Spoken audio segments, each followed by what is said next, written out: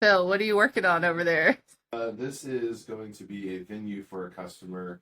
I think they'll use it as entertainment area, as wedding things, stuff like that. It's gonna be a huge barn door. Putting in a couple bathrooms here, men's and women's. Have urinal, a couple toilets, or a few toilets. One's even gonna have like a shower in it, a few couple sinks. Have a kitchen drain area. So this area here will be more so like dance floor, so that people can cut a rug, and then floor drain, utility kind of closet area with the water heater, well equipment, all that stuff.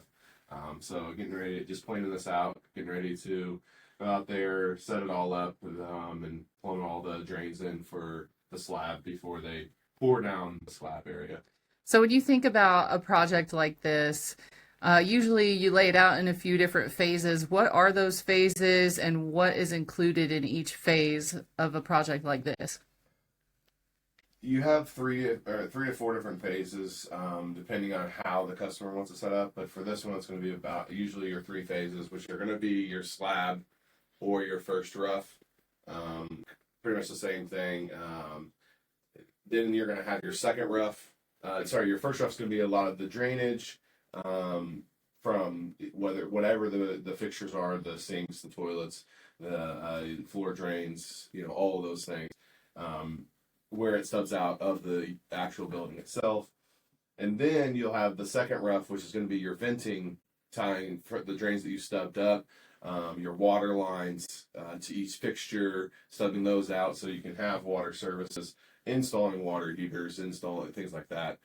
Then your last is going to be your finish. So all the pretty shiny stuff you guys see when just using any restroom or at the bathroom, the faucets, the chrome work, the trim kits, the shower valve trim, all those things. You're really going to kind of see it. The toilet itself being put in there. That's going to be more on your finished side of things. And then obviously after the finish is done, you get to use it. So yeah, those are kind of the roughly three stages that it goes, at least for the plumbing side of things. Obviously, there's a little bit more to it when it comes to the rest of the actual building structure itself. On the plumbing side, you have those threes. You have your slab, your second or your first rough, and then your second rough, and then your finish. So So, tell me about when you're first looking at a schematic like this. Are you factoring length of pipe you're going to need? Are you factoring drainage first? What all goes in your brain when you first start mapping out what this project might look like when it comes to getting it all hooked up? I think the first thing that goes through my head when you're looking in these things is how many fixtures you have, what each thing is worth, because each, and by what I say it's worth, I mean what we have something, a unit of measurement that's called DFUs, which is drainage fixture units. So I need to know what each individual thing is in order to do the proper pipe sizing for each fixture, and for to tie each fixture in.